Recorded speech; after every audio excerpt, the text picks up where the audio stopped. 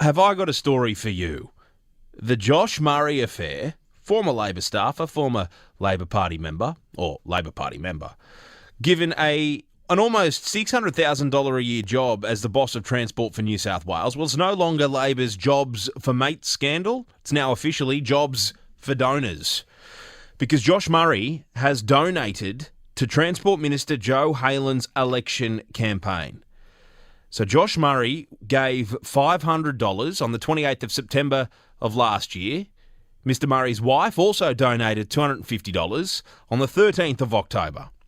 So do we have a Jobs for Donors problem here for the Minns government? Now, I'm told that this was a fundraising event for Jo Haylen. And the Prime Minister, Anthony Albanese, he was the keynote speaker. And I just want to run the timeline on this because Jo Haylen, her staff and Josh Murray all know each other remarkably well. Very, very well, in fact. From when Josh was Morris Yemmer's Chief of Staff in the last Labor government. Now, Josh himself is a Labor Party member. And Jo Haylen said this when I asked her if she knew the bloke that she just appointed to the boss of the Transport Department. I know Josh, and how do you know him? I want him in this job. I know him because he has been involved as a former staff member in a former New South Wales government. Well, Josh Murray, there you go. She wants him in the job. Yep, I know Josh, and I want him in the job. Well, Josh Murray himself, he reckons, hang on a second, I hardly know Jo Haylen, and he said as much on air with Ben Fordham.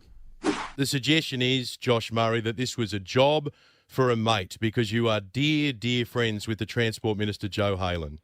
Well, Ben, that's not actually the case.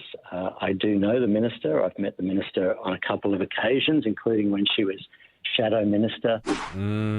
Safe to say, though, they know each other, right? So they all know each other. Josh Murray, Jo Haylen, they know each other. So, Josh Murray has donated $500 to Jo Haylen's campaign, someone he knows. Josh then gets a meeting with Jo Haylen 10 days after the election.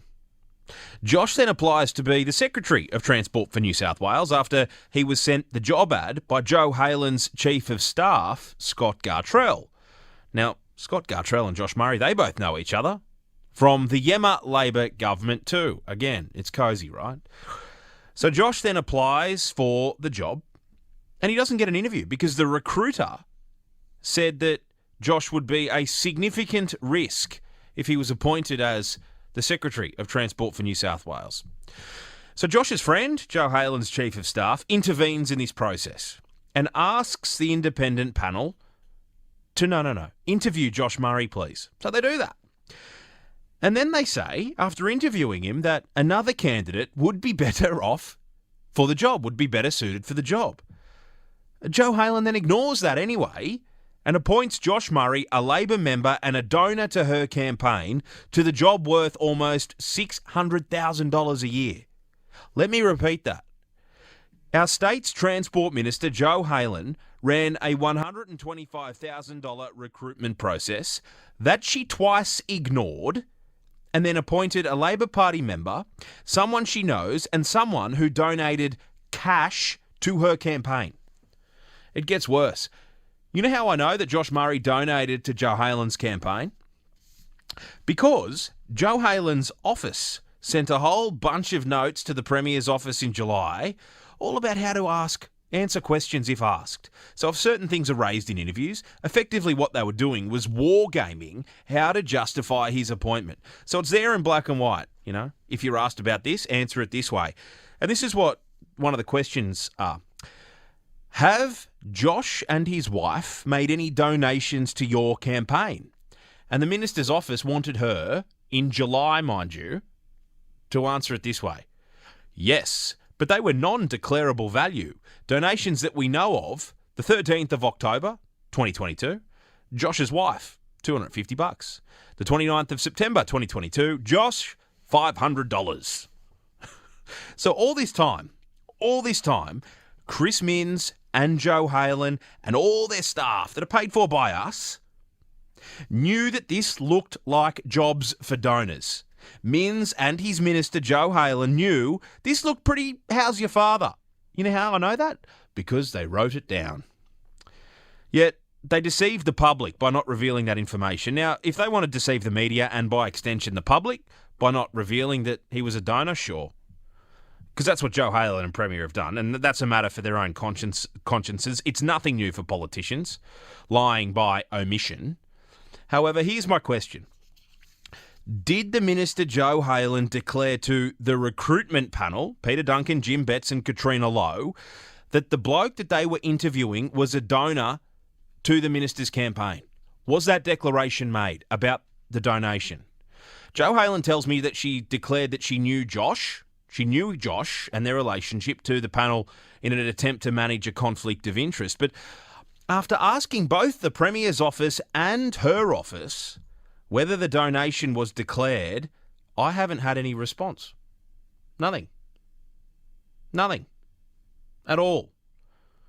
And if she has not declared it, then I reckon there is potentially a case that the Premier should commission an independent investigation into whether Jo Haylen has breached the Ministerial Code of Conduct. Because Section 7 of this code states this, conflict of interest. And this is number 2 in Section 7.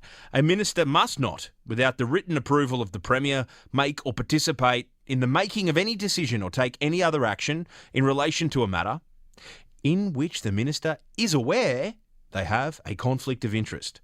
So, did Jo Haylen inform the Premier that Josh Murray was a donor before appointing him? If she didn't, then she has breached the Ministerial Code. Number 3 in Section 7 of the Code. A conflict of interest arises in relation to a minister if there is a conflict between the public duty and private interest of the minister in which the minister's private interest could objectively have the potential to influence the performance of their public duty. Now, whether Minister Haylen's office and the Premier's office want to argue that it was just some run-of-the-mill fundraiser that Josh Murray was at, not a big deal, whatever, who cares? It's all very defensible. Then so be it. However, that is not the test. The test is that the minister's private interest could objectively have the potential to influence the performance of their public duty. Objectively. Now, would you say appointing a bloke she knows who donated to her campaign and ignoring a recruitment process twice and appointing him anyway, hey, Premier, what do you think that objectively looks like? Look, I know you and your minister, you're doing your best to dig in here, right? I get it. But if you want to hold yourselves to the highest standard that you told us you would before you were elected, then you need to commission an investigation into whether the ministerial code has been broken. Because Dom Perrottet did it during the Barilaro affair, and Premier Minns, you should too.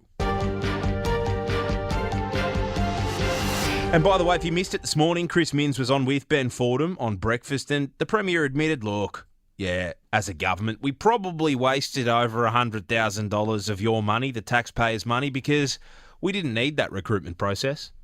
Well, look, I think that's obviously in the context. We don't want to waste any money, any public money when it comes to recruitment of any official. I mean, it's important that we get the right people for the jobs. It's, I think, in this context, important to lay out the reason for that independent process was to see who would apply from around the world, from other jurisdictions, who was running rail operations, for example, in another state in Australia. You now acknowledge the $125,000 was a waste. Well, given that Mr Murray was appointed to the job, obviously we wanted to make sure that we don't spend that money when we don't need to. So the money shouldn't have been spent? In retrospect, it wasn't required. That's correct. So going forward, if we know who we want for a job, we just appoint them, right? Yeah, I think that's right. If you know that who you want for the position, we want to make sure that we're in a position where we can appoint those senior public servants for those difficult jobs. Especially if they're Labor Party members and, in fact, donors.